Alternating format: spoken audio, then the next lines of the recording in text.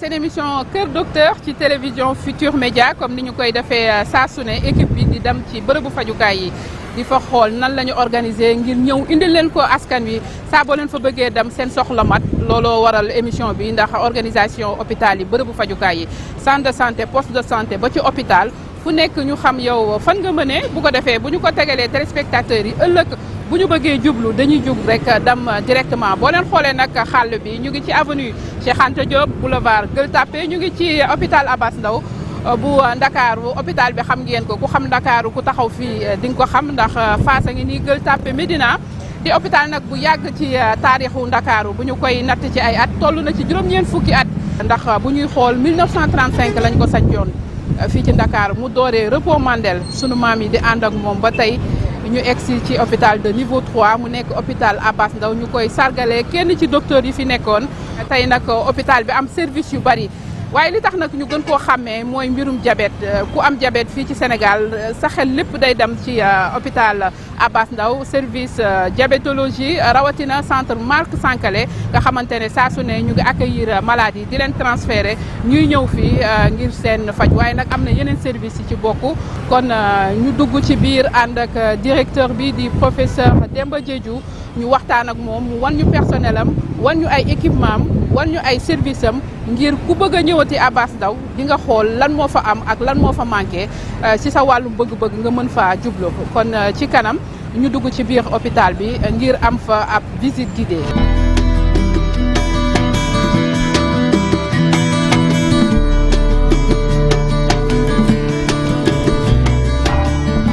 professeur. maaleykum salaam. naka yitte dal leen ci jàmm. ñu ngi fi avec Eva Mbaye ak Salimata. na ngeen def. ça va bien. naka liggéey bi. ñëw ngeen ci hôpital Abass Ndao. wallaay. hôpital boo xam ne mooy xaritu xale yi. dinañ ci xam dara. mooy xaritu jigéen ñi. ak xaritu diabétique yi. en tout cas balaa ngeen di toog ñoo ngi leen di jox le journal mooy le journal de l'hôpital Abass Ndao. buy retracer tous les événements de l'année 2025. en tout cas dal leen ci jàmm. ñu ngi leen di remercier ci yeete bu ngeen di def au quotidien ci population diabétique yi particulièrement ci loo xam ne mi ngi ci hôpital Abass Ndao suñu champion mooy SAU maternité ophtalmologie ak centre Marc Sankalé. Bienvenue au centre hospitalier Abass Ndao. Merci professeur. Merci à vous. Professeur Demba Diédhiou Abass Ndao ci dundam la bokk ci hôpital bi la juddoo liggéey fi ñaar fukki at ak ñett nekkoon interne ci hôpitaux yi professeur Diédhiou moom nag soutenir doctorat ci wàllu médecine ci atum 2007 laata muy am diplôme d'études spécialisées en médecine interne ci atum 2009 ci noonee nag la jublu ci wàllum endocrinologie DES ci atum 2018 mu muttali ko ak diplôme universitaire ci wàllum santé publique ak promotion de la santé ci atum 2011 nekk major ci promotion ba maanaam moo jiitu woon ca kaw ci concours agrégation CAMES médecine moderne ci atum 2020 laata muy nekk professeur titulaire université ci atum 2024 2009 ba léegi nag professeur Diédhiou mu ngi ci centre Abass Ndao nekkoon chef clinique nekkoon maître assistant maître de conférence agrégé nekk itam professeur titulaire xam-xamam màcc loolu ci wàllum diabète ak li nga xamante ni moom mooy jàngoro yu ni mel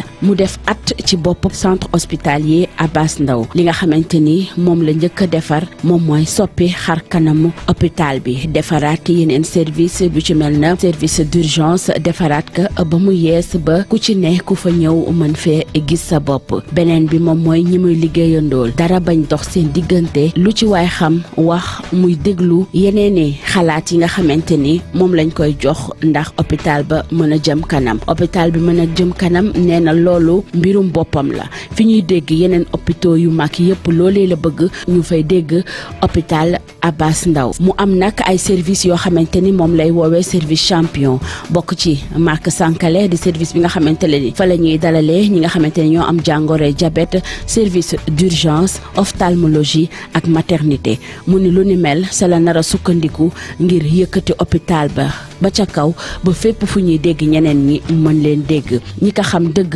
ni nit ku dëggu la lu yow wax la ko mu ni nag fi mu toll nii li nekk ci kanamam lay wax Abass Ndao rek kot moo ko ñor lu ko jëmal kanam ci loolu rek lay dox.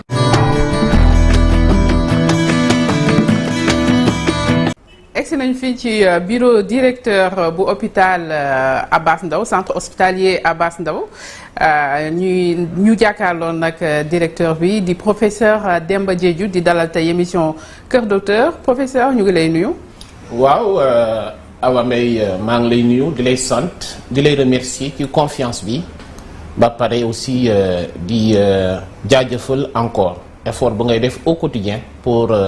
di sensibiliser la population sénégalaise. hôpital Abass Ndao bu ñu koy xam ci taarix xam nga dafa yàgg nag repos Mandel la commencé di ñëw ba tey nekk centre hospitalier ban at nga fi ñëw ngir nekk directeur bi. waaw man en tant que doomu Abass Ndao boo ma laajee ban at laa fi ñëw mën naa la wax ni je suis né au niveau de l'hôpital Abass Ndao.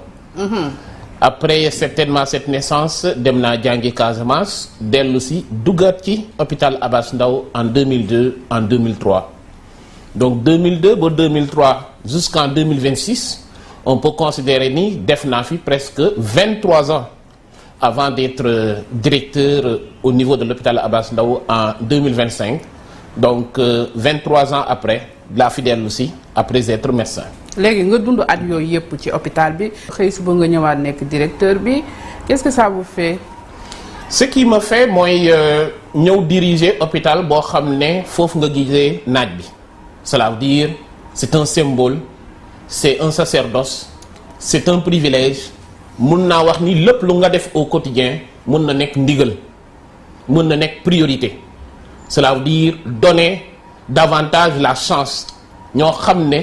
war nañu fi mën a ñëw ñu am même chance cela veut dire la chance de vivre ça dafa nekk loo xam ne lu am solo deuxième élément bu am solo mooy hôpital boo xam ne jox na la lépp foofu nga judd foofu nga nekk docteur foofu nga defee sa carrière universitaire foofu nga amee lépp yàlla sutural la avec certainement ci ndigalu et certainement la permission de l'autorité suprême mooy le président de la République Bassirou Diomaye Diakhar Faye moo xam ne ñu ngi koy remercier ci confiance bi loolu nag boo ko amee au quotidien da nga war a am benn focus da nga war a am benn objectif fexe ba lépp loo xam ne am nañu yaakaar ci yow ci mbirum hôpital Abass Ndao yaakaar boobu mu bañ a tas mooy fexe ba hôpital Abass Ndao mu développer en termes d'infrastructure mu développer ci mbirum équipement ay jumtukaay mais surtout personnel boo xam ne moom nga fi fekk mu gis fi teranga et surtout environnement adapté pour liggéey parce que ñetti yooyu bu ñu développer lu ñuy xaar ci hôpital Abass Ndao mooy qualité des soins dinañ ko fa fekk te loolu la ñuy xaar ci directeur bu nekk au niveau des différents établissements publics de santé. hôpital bi fi nga jëm wax nga ko yéen a ngi ci yoon bi mais est-ce que xam nga lan mooy taarixu hôpital bi yaa ngi wax ne fii nga juddoo daf nga fi 23 ans taarixu hôpital bi boo ñu koy fàttali ndax sunu maam yi sax ñoom du ñu wax Abass Ndao ñoom repos Mandel la ñuy wax ndax hôpital bi bi ñu ko sancee ak bi mu nekkee dispensaire bi mu nekkee hôpital ba nekk centre hospitalier ndax xam nga taarix bi comme ça nit ñi xam dëggantaan fan la jógee fan la tollu ak fan la jëm parce que tey émission bi li tax mu ñëw dañu bëgg a xam hôpital Abass Ndao fan la jëm. taarix hôpital bi ci tubaab mooy histoire mun na démarrer ci 1935 ci la ko tubaab bi sanc mu tuddee ko repos Mandel parce que initialement nekkoon na bërëb boo xam ne foofu la suñu maam yi bu ñu feebaree walla bu ñu xawee sonn foofu lañ leen doon denc moo tax ñu tuddee ko repos Mandel mooy bërëb boo xam ne boobu la ñu tabax pour suñu maam yi ñu mun fi ñëw di noppalu parce que dañ ko doon bëgg a copier à l'image loo xam ne ñu ngi koy gis ci dëkku tubaab yi. ci 1935 boobu nag hôpital bi évolué première deuxième guerre mondiale fekk ko fi ñu transformé ko camp militaire français yi ak américains yi ci mbirum guerre mondiale ci hôpital Abass Ndao surtout ci maternité bi lañu nekkoon moo tax boo gisee tabaxu maternité Abass Ndao dafay niroo comme avion bu ñu dellusee ci guerre mondiale bi nag si lañ ko restituer ci ville de Dakar te ci joxe bu ñu ko joxee ville de Dakar bi nag ci la hôpital Abass Ndao à partir de 1974 si la commencé di amay soppeeku ci soppeeku boobu nag mu nekk poste de santé centre de santé dispensaire ba nekk établissement public de santé de niveau 3 ci 2003 ci loxo ville de Dakar ci la état bi jëlee ko ville de Dakar joxe ko état dugal ko comme hôpital bu am mandarga comme hôpital yu mag yu nekk ci biir Sénégal mooy établissement public de santé de niveau 3 te ci loolu nag ñu am benn tànk boo xam ne ci ville de Dakar la féetoo beneen tànk mi mu féetoo ci ministère de la santé et de l'hygiène publique te le docteur Ibrahima Sy di koy jiite te beneen tànk bi nag mooy tànk mbirum koppoor ñu tegee ko ci ministre des finances. kon yéen da ngeen di dund ñaari tutelle mais y a la ville de Dakar am ministère de la santé ci ñaari métti na wala méttiwul. si ñaari tutelle lii mun na métti mun na bañ a métti mais malheureusement j'ai l'impression que xewal boo xam ne boobu lañ ko amoon xewal boobu dem na ba ci biir mu andi ay tension yoo xam ne xaarewuñu ko parce que bu dee yow da nga bokk ci tutelle ville de Dakar actuellement dirigée par le maire Abass Fall président du conseil d'administration de l'hôpital Abass Ndao mu nekk hôpital bu gën a mag ci hôpitaux yu ville de Dakar di gérer avec lépp lu ñuy xaar ci ville de Dakar lu ñuy gis ci ville de Dakar bu dee wax dëgg nag c'est le plus grand édifice de la ville de Dakar war nañu mën a am xewal boo xam ne ville de Dakar mu ngi koy sotti fépp nga am benn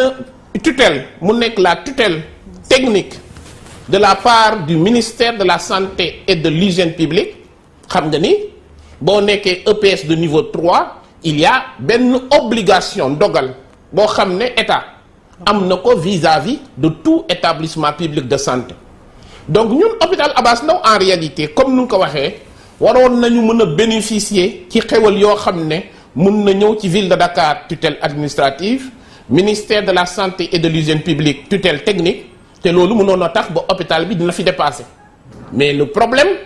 mooy tutelle bu nekk dafay jéem a xaar keneen ki est-ce que ci budget ville de Dakar la ñuy bénéficier est-ce que ci budget état la ñuy bénéficier te loolu nag ñàkk compréhension boobu ak surtout ku nekk di xaar dafa défavoriser Abass Ndao c'est pour cela nag dans le cadre suñu politique mooy naka la ñu mën a fex de telle sorte que ñaari tutelles yi surtout au quotidien Abass Ndao fexe ba ñaari tutelles yi di yàkkamti ñëw di investir parce que bu ñu ko bénéficier hôpital bi moo ci bénéficier te population yi mën nañ ci gis seen bopp. tey hôpital bi fan la toll nan la organiser woo ba ñu jàpp ne c'est un hôpital de niveau 3. hôpital bi organisation bi niveau 3 mooy bu ñu la waxee ni da nga am niveau 3 mooy ci biir am nga yenn jumtukaay. comme yan yu mun a tax ñu nga nekk niveau 3 mooy ay référence mooy ay symbole mooy ay champion mooy loo xam ne amul fenn Abass Ndao rek la amee te mooy tax nit ki bu ñu jaaxlee foofu la ñuy ñëw donc hôpital de niveau 3 mun nañ ko considérer comme hôpital de référence. lan ak lan a fi am comme te ci biir Abass Ndao mun naa considérer que ñun am nañu ñeenti champion. comme yan. premier champion bi mooy suñu service d'accueil des urgences boo xam ne jóge na 13 lits ba 25 lits récemment inauguré par le maire Abass Fall PCA de l'hôpital Abass Ndao. Deuxième champion, c'est la plus grosse maternité du Sénégal avec 70 lits et avec la nouveauté mooy la maternité de l'hôpital Abass Ndao est maintenant dans le cadre d'un pôle mère-enfant mooy benn mooñaale boo xam ne mun nañ ci fajaale jigéen ju ëmb ba doomam boo xam ne da ciy jógee ci jigéen jooju donc le fait ngay am maternité bu rëy bu tollee noonu ba pare ñu teg à côté un service de néonatologie ce complexe de pôle mère-enfant bokk nañ ci si ñoo xam ne champion bu Abass Ndao di ndamoo fépp fu mu mën a dem. Au-delà de ces deux champions, il y a le service d'ophtalmologie. Le plus grand service d'ophtalmologie dans la sous-région avec un bâtiment encore sous l'accompagnement de la ville de Dakar. Et le dernier champion, c'est le centre Marc Sankalé mooy bërëb boo xam ne diabétique yi foofu mooy seen kër diabétique yi bu ñu jaaxlee foofu la ñu ñëw te Abass Ndao am na chance mu yor bërëbu diabétique yi boo xam ne moo gën a rëy ci Sénégal donc boo amee SAU am le pôle mère-enfant avec une maternité de 70 lits am le plus grand service d'ophtalmologie avec un service de garde 24 heures sur 24 et le plus grand centre et le plus moderne en mbirum diabète war nañu mën a am statut établissement public de santé de niveau 3 mais ministre de la santé et de l'hygiène publique que je remercie au passage le docteur Ibrahima Sy quand il était question de me nommer directeur du centre hospitalier Abass Ndao daf ma jox ay orientation ay ndogal mooy fexeel ba hôpital Abass Ndao mu jógee niveau 3 dem niveau 4. hôpital bu mel ni Abass Ndao nga xamante ni li ko wër dafa bari Médina Gueule Tapée ñu bëri dañ koy jàppee hôpitalu koñ diggante bi hôpital bi màgg na fi yaa ngi wax ne egsi na ci niveau 3 nan ngay def tey ba askan bi ci boppam xoolee hôpital bi ne hôpital bi màgg na ci biir am na borom xam-xam yi fi nekk parce que ñu ci gën a bari dañuy jàpp ne diabète moom moo fi ëpp doole nan ngeen di def ba askan wi ci boppam xam li fi nekk ñeneen ñi di ñëw ñu bokkul ak gox bi di jóge feneen di ñëw fii. premier lu ngay def mooy ngay communiquer wone say champion yëgal ñépp ni yow da nga am loo xam ne yaakaar nga ni yaa fi téye drapeau ci Sénégal mooy pôle mère enfant bu gën a rëy service d'ophtalmologie bu gën a am maanaa centre mbirum diabète bu gën a rëy ba pare nga yokk ci SAU mun naa wax ni ci lépp loo xam ne mbirum urgence hôpital Abass Ndao taxaw na ci lépp loo xam ne ci mbirum pajum jigéen ak xale boo xam ne da ciy génn ci jigéen bi mooy l'enfant mbirum hôpital Abass Ndao xarañ nañ ci lépp loo xam ne ci pajum bët mais surtout ci lépp lu jëm ci mbirum pajum diabète hôpital Abass Ndao taxaw na ci te loolu nag luy tax nit ñi xam ko mooy lan nga fexe ba nga équiper am ay matériels yu mucc ay mais surtout la communication te ci loolu nag ñoo ngi remercier tous les canaux de communication particulièrement yow mi tey Awa Mbaye mi ñëw di may jàppale moi en tant que institution qui a 90 ans qui est le centre hospitalier Abass Ndao participer à la communication pour won Sénégalais yi en réalité hôpital bu ngeen yaakaar ne hôpital koñ la dafa nekk hôpital boo xam ne particulièrement pour les populations de la Gueule Tapée de la Médina de Fass de Colobane mais vu son envergure nationale avec ses 4 pôles nous sommes là. ñu ngi ci visite bi yaa ngi xamaleeg hôpital bi ñu ngi yem ci SAU bi service urgence bi dafa mel ni service d'urgence bi moom da ngeen ci accorder importance parce que askan wi daanaka loolu bokk na ci jàmbat bi. waaw service d'urgence mooy porte hôpital bi mooy buntu hôpital bi te xam nañu ni Sénégal actuellement lu ñu gën a soxla te jaaxle bu gën a rëy mooy urgence moo tax bu ñu ñëwee suñu premier objectif mooy taaral urgence def ko de telle sorte que mu bokk ci urgence yu gën a mucc ayib ci Sénégal donc dinañu dugg ci urgence pour won leen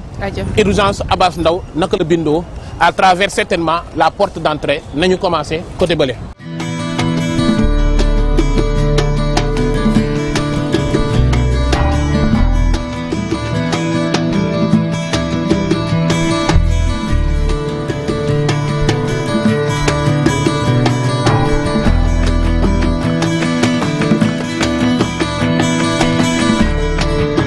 Voici le service d'accueil des urgences mooy SAU donc am na foo xam ne boo fa ñëwee foofu lañ leen njëkk a dalal te muñ la ci dalalee nag nga dugg ci bërëbu urgence ci bërëbu urgence nag mu am ñetti poñ yoo xam ne ñu ngi fii mooy ñetti segment soit nga nekk urgence vitale mooy nga nekk ci diggante dund ak dee wala nga nekk koo xam ne mise en observation mooy ñu téye la 2 heures de temps après ñu bàyyi la nga dem ou bien dañ la war a téye hospitaliser la parce que peut-être fii ba ñetti fan war nañ la mën a bàyyi mooy hospitalisation de court séjour mais boo waxee urgence mooy urgence vitale donc nañu dugg foo xam ne foofu moo gën a tàng ci mbirum service des urgences fii nag boo dugg see fii ci mbirum service des urgences ici c'est le cœur de métier avec certainement 2 parties soit da nga toll ci niveau boo xam ne mënaloo sa bopp te mbir yi dafa takarnaase te da nga soxla oxygène boobaa nag fii lañ lay dugal foofu mooy déchoc. ou bien da nga war a am nga fu mu toll nii soxlawoo oxygène mais wax dëgg nag da nga soxla ay soins yoo xam ne yu mucc ayib moom mooy l'unité de soins intensifs. Il y a 6 lits ici. Donc vous pouvez entrevoir ici la salle de déchoc et au niveau de cette salle de déchoc, voici l'entité qui est l'entité le cœur de métier. Vous avez 4 lits avec de l'oxygène et toutes les commodités. Ici, c'est la réanimation avant la réanimation. Il y a de l'oxygène, il y a des respirateurs, il y a tout ce que la personne a besoin dans le cadre de la gestion d'une urgence vitale. Il y a une équipe dynamique, une équipe agressive, une équipe très tenace et qui font beaucoup d'efforts pour au moins tenir ce service-là dans les meilleures conditions possibles. Maintenant, parlant en fait de l'implantation même ou bien du dispositif donc de ce SAU, il y a wax que ni ci hôpital bi déedéet ci Sénégal bi parce que hôpital bi en tout cas le service de SAU moom moo la ñuy wax palanteeru ou bien buntu këru hôpital bi donc bépp malade bi nga xam ne mooy jógee extérieur war a dugg ci hôpital bi day jaar fii et en moyenne c'est une rotation pratiquement d'une centaine de malades qui passent au niveau du service de SAU pour mën a en fait ñu mën leen yóbbu dans des autres structures. Des fois c'est à l'intérieur de l'hôpital, des fois c'est en dehors de l'hôpital. Le professeur Demba Diédhiou bi muy ñëw dafa ñëw ak une vision du service d'accueil des urgences et cette vision là moom mooy bépp malade bu ñëw am naag amul mën nañ ko faj mënuñu ko faj buñ ko dàq dañ koy jël def li ci war toppatoo ko bu fekkee baax na alhamdulilah bu dee baaxul dans tous les cas danañ def le nécessaire ba nga xam ne au moins malade bi bu fekkee métitam nekkoon na à 100% danañ ko wàññi au moins ba 50%.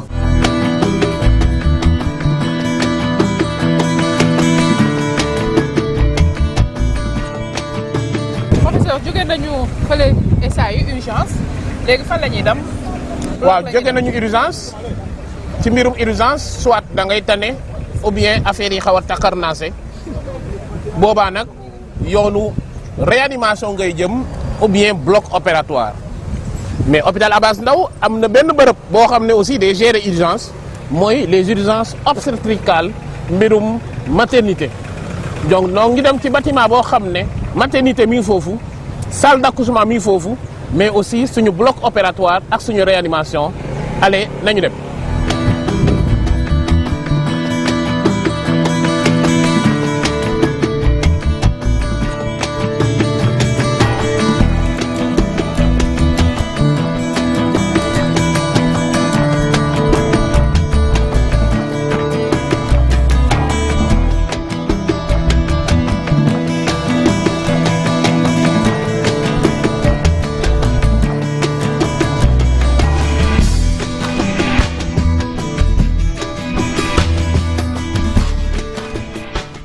Nous sommes au niveau d'un environnement qui est très sensible. C'est la réanimation et le bloc opératoire. À ce niveau, c'est des soins de très haute intensité, de très grande valeur ajoutée. Ici, nous avons un bloc avec 4 salles. Et à côté de ce bloc, c'est le service de réanimation. À l'heure actuelle, on ne peut pas entrer dans les salles parce que l'activité opératoire ne s'est pas arrêtée. Donc à ce niveau, c'est les urgences obstétricales, les femmes qu'on appelle pour césarienne, c'est les urgences chirurgicales, mais aussi les urgences urologiques et de toutes sortes. Voici le cœur de métier de l'hôpital Abass Ndao après le SAU, dans le cadre de cette mission noble, la gestion des urgences au niveau de l'hôpital Abass Ndao. À ce niveau, nous allons maintenant vous montrer la réanimation, qui est une entité qui est à côté du bloc opératoire. Donc en somme, c'est normalement une dizaine de malades qui sont opérés au quotidien au niveau du centre hospitalier Abass Ndao. Pourquoi le mini-bloc opératoire? Parce que le bloc opératoire est saturé. et on n'arrive pas à absorber toute la sollicitation des patients qui viennent au niveau de l'hôpital Abass Ndao. Étant saturé, nous avons inauguré aujourd'hui le mini-bloc opératoire. Après l'opération, fii lañ lay andi mooy salle de réveil fii ngay toog ñu saytu la ba nga yeewu ñu soog la yóbbu ci service de chirurgie et d'urologie pour hospitalisation.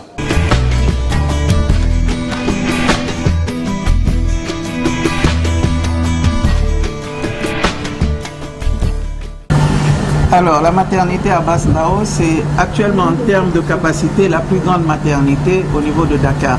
Et comme vous voyez, la maternité Abass Ndao se situe en plein centre de la ville.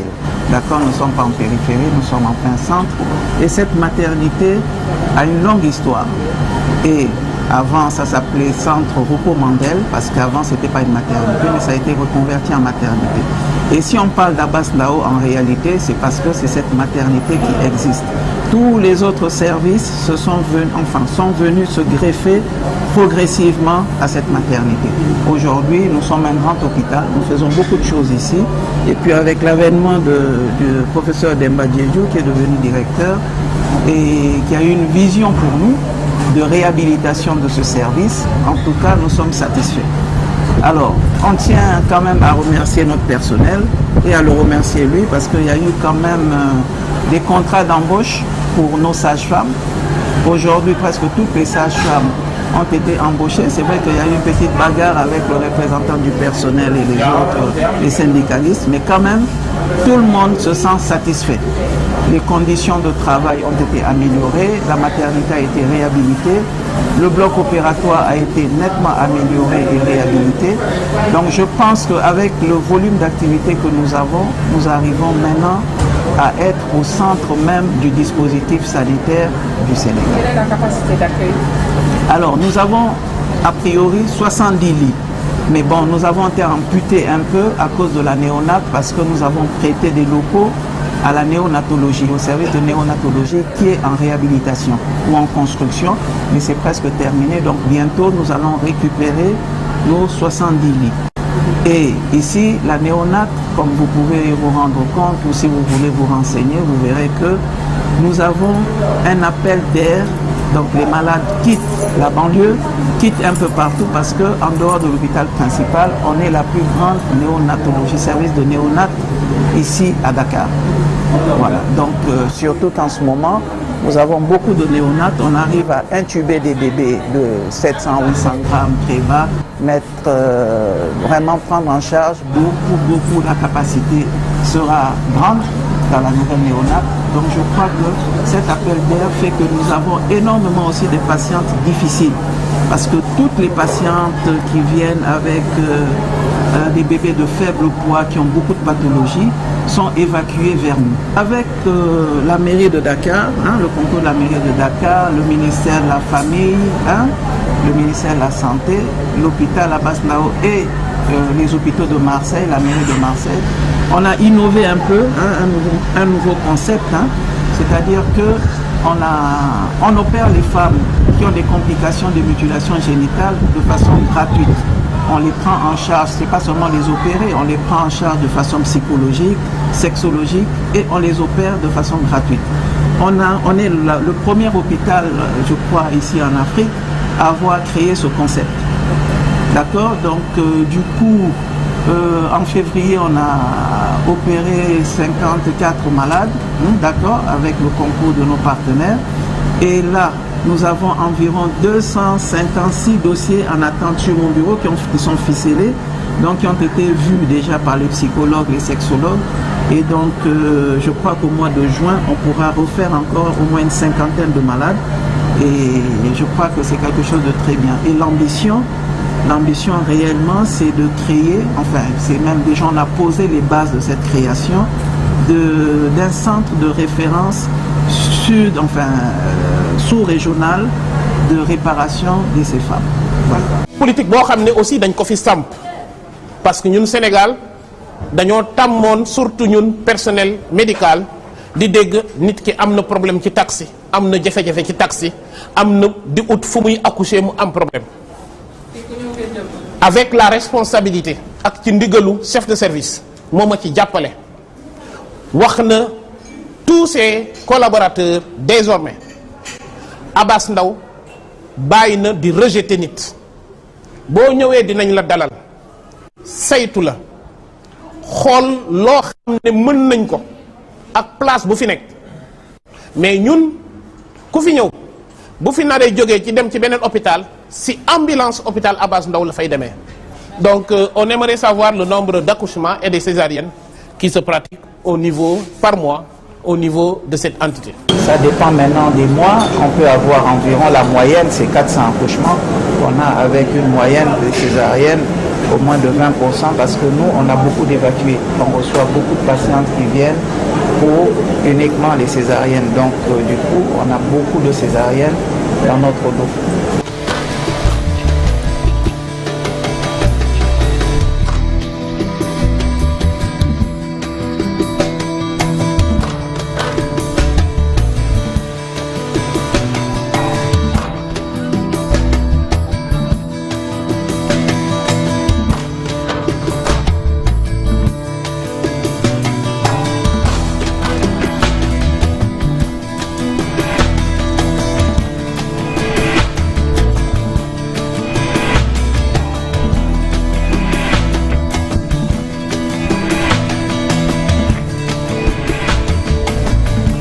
Il y a 40 places qui sont là-bas. 40 places. De l'autre côté. Cette construction, c'est pour xale yi jóge ci biti. Il y a 20 places qui sont là. Donc nous, on va vers une néonate de 50 à 60 places. Ah, d'accord. De telle sorte xale boo xam ne matul. Waaw. xam nga néonate ngay jël. Waaw. Pour que boo ñëwee Abass Ndao ñu bañ la refoulé. Ah, d'accord. Fii. Waaw, c'est la ville de Dakar. Kañ ngay pare? Ah, c'est l'équipement qui reste. Waa Kébé na nga def bien bien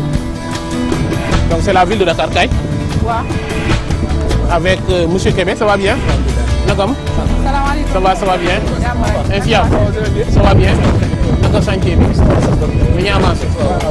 bien bien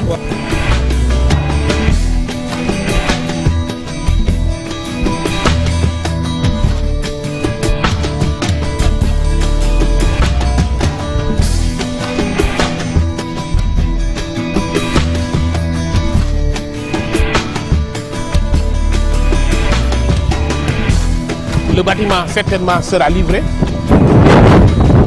avec la ville de Dakar et au-dessus des urgences pédiatriques c'est là-bas où il y aura la néonate donc il y aura une réhabilitation des deux côtés même ici Kaay Jambar donc c'est presque la même taille que les urgences adultes donc mu nekk xale femme enceinte adulte bu nga soxla Abass Ndao dans le cadre d'une urgence mu nekk opération mais aussi soins vous trouverez les commodités ici suffisamment d'espace c'est un élément important parce que ci mbirum urgence ta première direction il faut pas la rater parce que l'urgence n'attend pas et am na ñoo xam ne leur première direction c'est ailleurs principal Fann CTO mais nous notre objectif c'est que le choix de la première direction vers l'hôpital Abass Ndao ne soit pas un choix qu'on regrette donc il y a benn genre challenge de place mais aussi de commodité donc suñu SAU bi dañ koy yokk.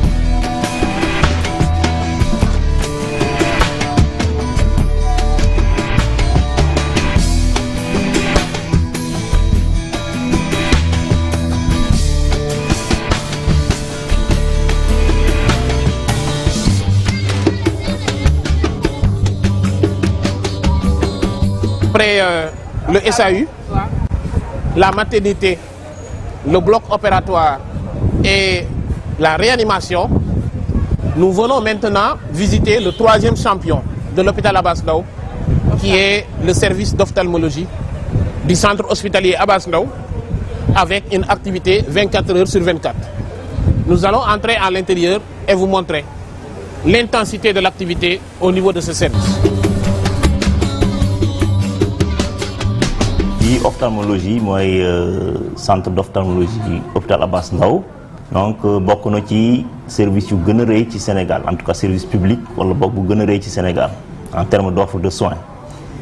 Donc fii on reçoit jusqu'à 120 ou 150 patients par jour en consultation. lan moo ko indi. kooku pour un service universitaire c'est presque unique, d'accord. lan moo ko waral borom xam-xam yi fi nekk personnel bi dafa am. waaw am na borom xam-xam yaa ngi fii parce que fii service universitaire bu rëy la, il y a 6 universitaires qui sont là, il y a d'autres médecins de la fonction publique de la ville qui sont là ñu ngi fii, donc c'est un service de référence. su jëlee rétine wala fajum xale yi c'est la référence ici ak yeneen feebar yi surtout ak diabète bi. Donc on a ce qu'on appelle la rétinopathie diabétique, mooy diabète bi day jàpp bëtu nit yi fii aussi c'est la référence. Donc mais aussi équipement service bi, on a vraiment l'équipement les équipements parmi les derniers équipements disponibles en ophtalmologie. est-ce que ruche bi kon attan ngeen ko équipement bi nga wax. ñun kay fu mu toll nii directeur xam na ci dara, ñu ngi dee chaque jour ma woo ko ma ne ko bëgg naa médecin, bëgg naa infirmier, bëgg naa technicien, donc bëgg naa équipement bi. Il y a une demande très forte. D'ailleurs soo demee ci secrétariat da nga gis na am na attente bu rëy, mat presque ay près de 1000 patients qui attendent pour un rendez-vous, donc c'est important. donc dafay wane ne jàngoro bët yi mi ngi gën a am dayo ci askan wi. waaw ça c'est clair, jàngoro bët yaa ngi gën a bëri, mais aussi nit yaa ngi gën a toppatoo seeni bët yi. Autant peut-être que balaa ngay dem hôpital da nga jaar ci maamaan yi, mais léegi nit yi suñu amee un tout petit problème dañuy dem ophtalmo ak écran yeeg tout ça. jàngoro bët yi c'est de plus en plus important. paj mi cherul fii. non fii c'est un hôpital social, c'est pas très cher. Directeur xam na ci dara sax chaque jour mu naan nañ yokk tarif yi, mais c'est l'hôpital, ça fait partie des hôpitaux les moins chers pour le traitement de l'ophtalmologie. Surtout un hôpital de niveau 3, donc il y a ce plateau technique là. léegi ci lan ngeen dëgmal comme hôpital bi niveau 3 la bari nañu demande bi elle est tellement forte avec ce rush. yéen lan mooy seen perspective, seen défi yi leen di xaar ngeen bëgg ko lijjanti. waaw suñu défi mooy déjà augmenter l'accueil du service, parce que service bi il faut que mu, comme la demande est forte, il faut que l'accueil soit performant, il faut que également que les attentes des patients soient satisfaits te loolu il faut nga yokk donc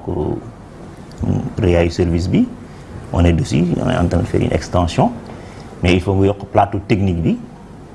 Aussi on est dans les discussions avec les directeurs et les autorités, mais il faut nga yokk également personnel bi. Donc yooyu il faut que ces 3 éléments là il faut que ça va de pair pour que ñu mën a am lu ñu soxla. Il y a également la formation, voilà, donc ophtalmo c'est une spécialité qui a beaucoup de sous-spécialités. Donc actuellement on est dans ce sens-là, formation pour renforcer la capacité des médecins en rétine, en pédiatrie, en strabisme ak yeneen sous-spécialité ophtalmologie bi.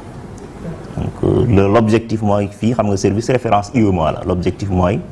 fii ak quelques années tout ce que li nga doon yóbbu nit bitim réew pour mu faju ji ñu defee ko fii. waaw. am ngeen bloc. on a un bloc qui a multifonctionnel avec trois salles d'opération. Voilà, et tout ce qui se fait dans le cadre de l'ophtalmologie se fait presque ici.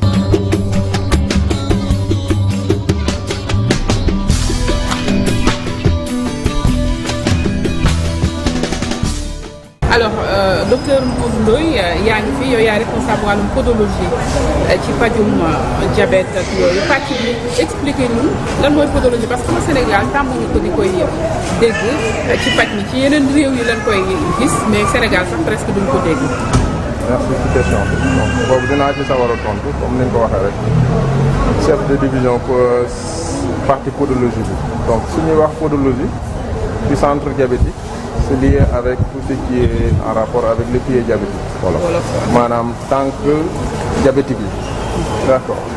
loolu nag des fois dafay am ay problèmes yu ciy am que ça soit ci dox bi que ça soit ci dëgg bi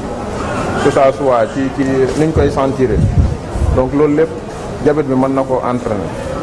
léegi nag podologie bi dafa am ñaari division donc. Il y a la salle de pansement qui est la grande salle boo xam ne ci la ñuy toppatoo ñi nga xam ñoo am góom diabète am na beneen salle boo xam noonu lañ tudde la salle pour la prévention mooy fagaru góomu diabète donc parce que li ñuy wax rek en matière de médecine fagaroo gën faj donc moo tax ñu tudde ko podologie. donc podo bi nag dafay am fii ci salle bi pour la prévention bi ci lañ la ñuy prévenir parce que complication diabète bi dafay entraîner des fois mu am ay corps donc di am ay crevasse di am ay tànk yoo xam ne dafay wow léegi nag bu ko defee day am ay yoo xam day entraîner ay déformation yooyu noonu léegi nag par rapport ak loolu corps yooyu noonu dañ ko war di xoos di ko dindi parce que bu fi dëggukaay bi nekkee ni muy dëgëree ak tànk bi ni ngay dëggee ci suuf des fois mën na indi ay microtraumatisme yoo xam ne ci biir à la longue day jékki-jékki nga am góom boo xam day jékki-jékki génn te doo ko sentir te nag su boobaa dañuy tuddee góom boobu mal perforant dafa naqaree faj léegi nag yooyu nag il faut que ñu def prévention par podologie d'accord suñu ñëwee ci grande salle bi muy salle de pansement bi mooy ñi nga xam dañoo am góom yi ba pare su boobaa prise en charge curative lay doon léegi nag boobu dafa am ay soins yoo xam ne yu adapté parce que diabétique yi aussi dañu am benn fragilité boo xam ne bokkuñu ak les personnes yi nga xam ne amuñu diabète donc yooyu aussi dafay soxla ay soins yoo xam ne c'est particulier pour diabétique bi kese donc yooyu moom la ñuy def ci beneen salle bu mag. kon mën na jàpp ne bànqaas bu am solo la ci wàllum diabétologie. waaw bànqaas bu am solo la ci wàllum diabète parce que boo gisee nit ñi li leen di gën a tiital ci diabète bi ku fi ñëw surtout da nga naan sama tànk baa duñ ko dagg sama tànk baa du mel nii sama tànk baa du mel léegi nag loolu moo taxal salle bi am fi léegi nag salle bi aussi pour loolu la prévention mais aussi am na beneen service bu ci nekk ñu wax ko service de chirurgie vasculaire parce que aussi du complication problème mu deret bi ni muy circulé aussi tànk bi loolu aussi daf ciy am léegi loolu aussi comme malade dañu bari te ñun dañu spécialisé ci problème kii bi il faut que ñu am aussi chirurgie vasculaire bi aussi moom muy occupé côté boobu nga xam ni problème mu vascularisation boobu noonu moo gën a farataal aussi tànk bi pour que bu amee góom aussi du gaaw ya c'est la consultation de routine de toute personne mi am feebaru diabète donc boo amee feebaru diabète dans le cadre des rendez-vous fii ngay ñëw consultation boo xam ne c'est minimum 60 malades par jour te Fatou Kiné moom mooy responsable du pôle de consultation de routine ci ndigalu professeur Maimouna chef de service donc Fatou Kiné gars yi dañoo ñëw pour xam seen liggéey fii ban taxawaay ngeen fi am lu tax nit ñi di xër di bëgg a ñëw Marc Sankalé ak yan amélioration la ñu jot a fii ci mbirum fajum feebar diabète. asalaamaaleykum ñu ngi nuyu ñëpp man la docteur Fatou Kiné Gadji ak sama côté maa ngi ak docteur Aïssatou Diallo nous sommes des médecins de la consultation au centre diabétique centre Marc Sankalé. consultation xam nga bu ñu waxee hôpital Abass Ndao ñëpp dañuy xalaat centre anti-diabétique moom maanaam Marc Sankalé nit ñi bari maanaam tolluwaayu nit ñi ngay di consulter nan la. fii ci centre bi dëgg la liñ fiy recevoir ay patients ci jour bari na ëpp na dayoo am nañ benn consultation d'urgence fële foofu dañuy recevoir lu bari mën nañ ne ci Sénégal ñu bari ni ñu wax ni dañu am diabète dañuy ñëw fii pour ñu wax leen suñu xalaat bala ñu ko gëm sax il faut ñu ñëw fii wax ak ñun fii aussi consultation de routine la patients yi nga xamante ne am nañ fi dossier ak yépp dañuy ñëw chaque 6 mois ñii par 3 mois ça dépend ci seen équilibre ak li ñu leen soxlawee ñu gis leen fii en consultation ñëw bi jéggi na dayoo xam naa ne li ko waral mooy prise en charge bi ñu gis fii comme spécialisé loolu moo tax ñu koy def moo tax ñu ne ñu gën a gis fii ñu ñëw consultation dafay tekki tamit ne diabète mi ngi gën a bari. diabète tamit ñëpp xam nañ ni tey bokk na ci feebar yu yéeg lu jëm kanam la yu gën a bari te yéeg bi bu ñu xoolee évaluation études yi aussi day gën a jëm kanam donc plus ñuy avancer centre bi ni muy jël ci malade tey moo ëpp fuuf li mu doon jël ci malade il y a quelques années donc ça veut dire que diabète bi dafay yokku. merci. merci ñu ngi ci profiter aussi vraiment ci di santaal bu baax suñu directeur bi parce que gis ngeen ni ñu fi ñëwoon démb ak ñu fi ñëw tey y a une grande amélioration ci suñu nekkin fii ci prise en charge maladie aussi yu bëri tey gën na accessible donc ñu ngi profiter aussi di ko remercier bu baax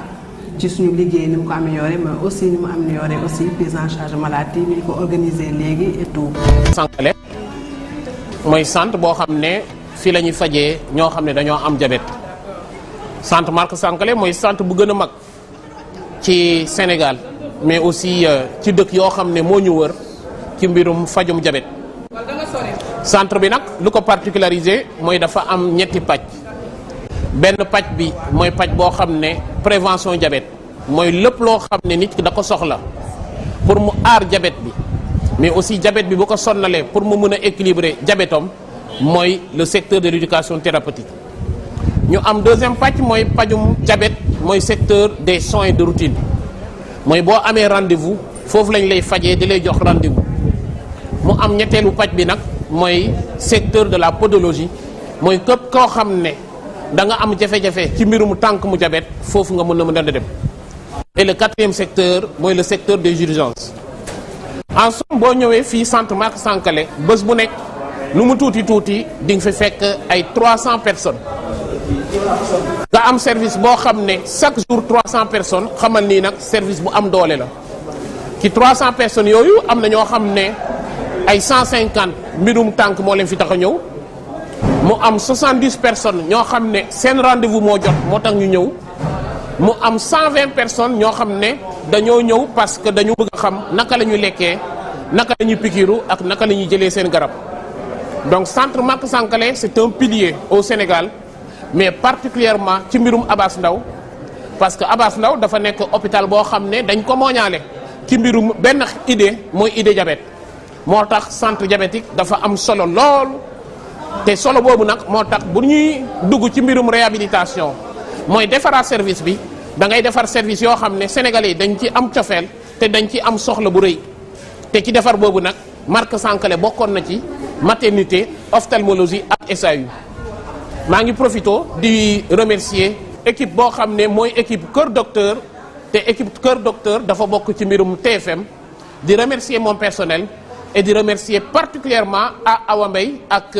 Salimata Aw ci mbirum sensibilisation pour naka lañ mën a def de telle sorte ñu aar mais aussi ñu gunge population sénégalaise ci mbirum feebar au niveau du centre hospitalier Abass Ndao.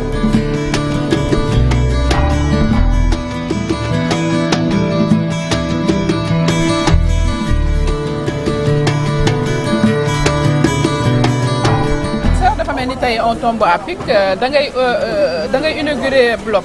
waaw dañuy inaugurer benn mini bloc opératoire mooy benn bërëb boo xam ne dafay désengorger le bloc opératoire. cela veut dire que lépp loo xam ne ci opération bu ndaw boo xam ne mun nañ ko def ba pare nit ñi duñ ko nelawloo dañ ko génnee ci bloc bu mag bi yóbbu ko ci diggante chirurgie ak urologie parce que Abass Ndao dafa nekk service boo xam ne. luñ fi njëkk a sànc à part la maternité et la médecine interne chirurgie bokk na ci bërëb boo xam ne moom mooy taarixu hôpital Abass Ndao donc réhabilité nañu service de chirurgie réhabilité nañu service d'urologie donc tey dañuy ñëw pour inaugurer benn complexe entre la chirurgie et l'urologie te complexe boobu nag dinañ ci opérer dinañ ci def consultation mais aussi yenn exploration heureusement c'est une réponse ñoo xam ne dañoo ne fii hôpital boo ñëwee rang bi day gudd hôpital boo ñëwee xaar bi day gudd te accueil bi dafay am problème moo tax nag ci rafetal nga yokk ko ci. mais surtout ci yokk hôpital bi bokk na si yoo xam ne suñuy priorité donc tey c'est la preuve d'une réponse à la satisfaction de la population sénégalaise.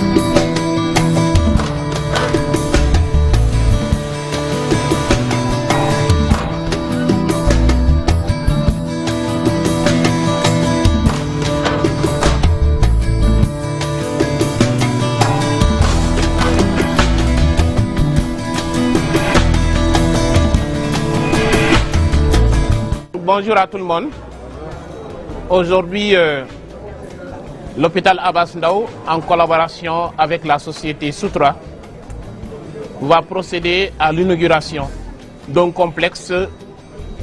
qui est haut en symbole. Symbole d'humanité, symbole de coopération, mais aussi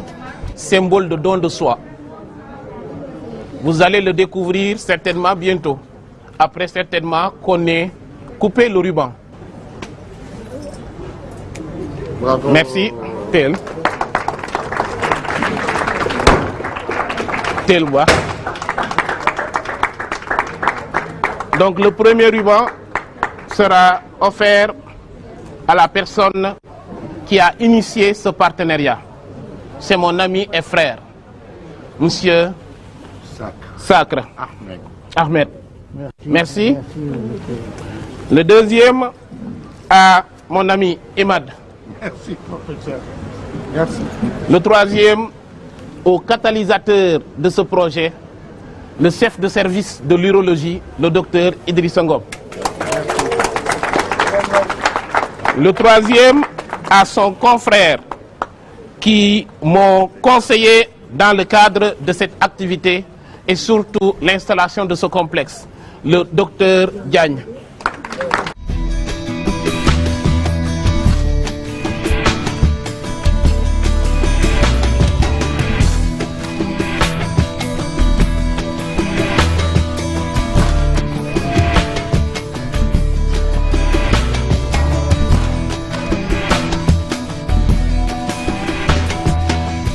deuxième partie émission bi nag dañuy indi li nga xamante ne mooy laajte askan wi ba noppi lan la ñu yëg ci hôpital bi ñu di ko wan directeur bi di professeur Demba Diédhiou moom présenté nañu li nga xamante ne moom mooy hôpital beeg li ci am waaye askan wi tamit seen gis-gis lu ci am solo la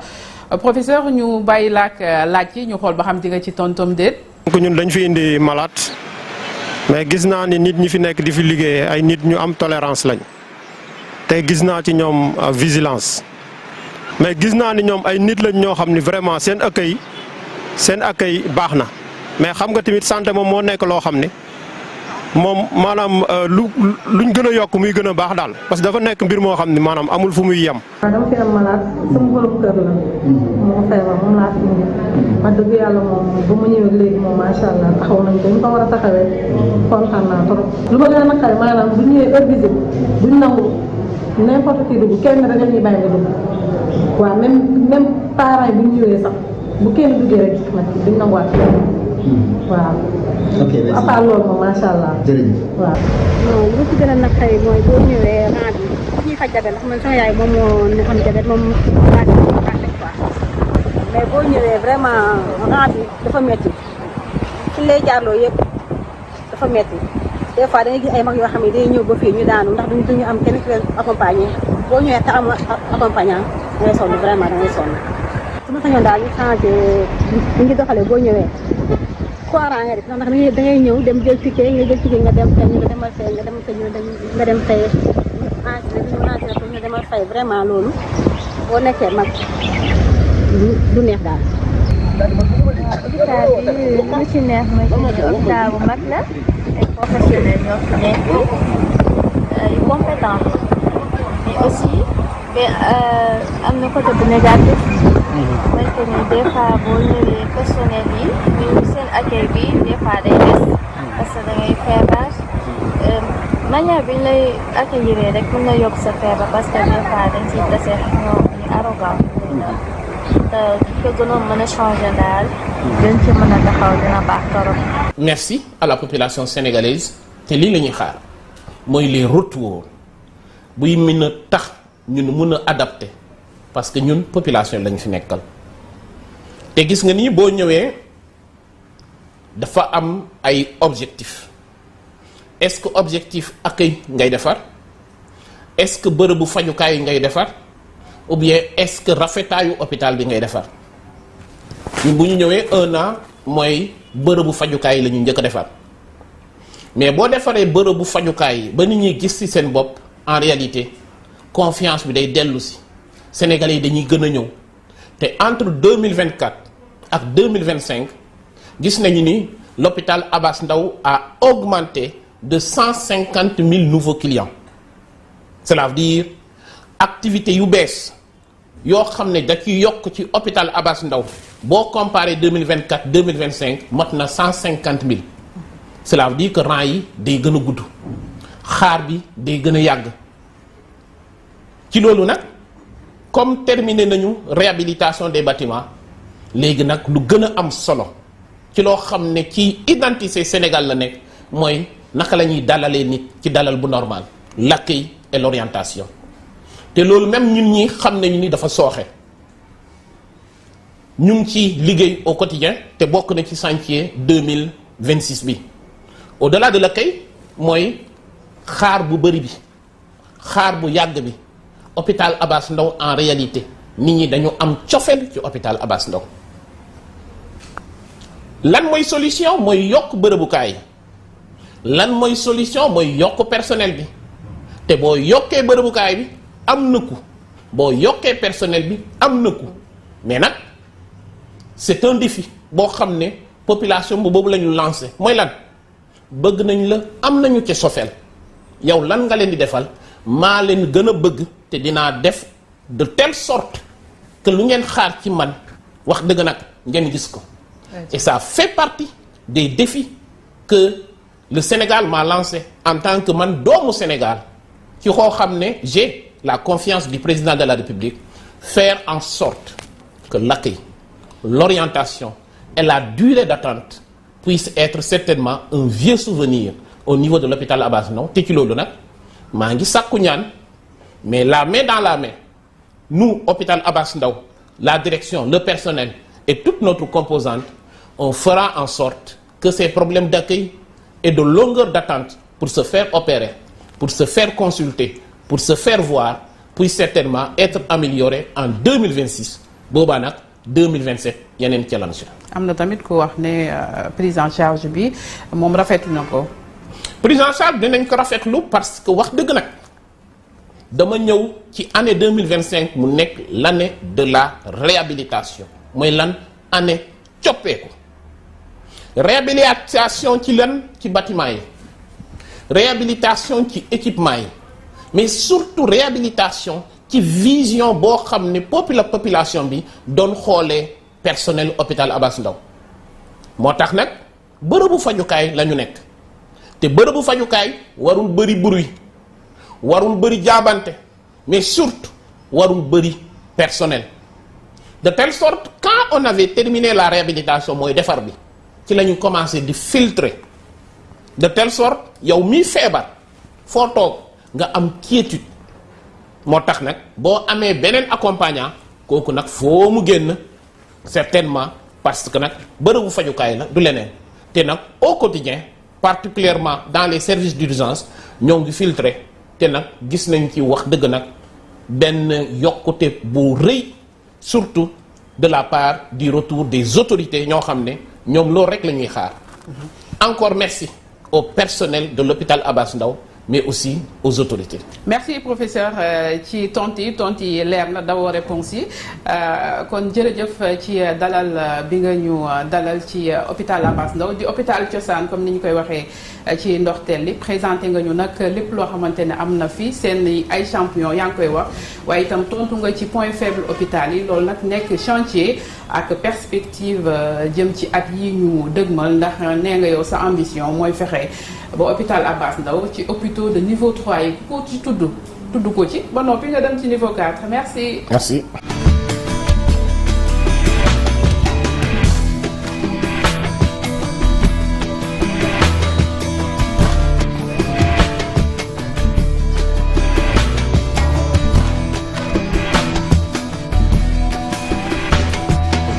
mi nga ko émission Kër Docteur télévision Futur Média daf nañu suñu visite ba noppi ànd ak directeur bi di professeur Demba Diédhiou mu wane la ñoo service bu nekk lan mooy point fort am ndax hôpital Abass Ndao tey professeur Demba Diédhiou nee na li tax émission bi neex ko wane na ci doole hôpital bi maanaam yan poñ si la mën a sukkandiku wax ne hôpital bi lii mooy xar kanamam gis ngeen service urgence gis ngeen service rajo gis ngeen maternité gis ngeen Marc Sankalé fi ñu fajee diabétique yi ak yeneen kon tey hôpital bi xam nañ ne am na ressources humaines am na équipement am na personnel yu fi nekk qualifié ci wàllum askan wi nag ñoom bu ñu bëggatee xam lu am fii ci hôpital Abass Ndao j'espère que émission bi aidé na leen tey ci information yooyu di jaajëfal ñëpp nag ñoo xamante ne jàpp nañ ci émission bi man ak Salimata Aw nag saa su ne ñuy ànd ak yéen fépp fuy bërëbu fajukaay ci Sénégal xaar leen ñu dinañ ñëw ànd ak yéen ngir wan leen lan ngeen bëgg ci askan wi ci wàllum organisation ci wàllum faju bi ba seen soxla mat kon jàmm ak jàmm ba beneen numéro ci seen émission Kër Docteur ci télévision Futur Média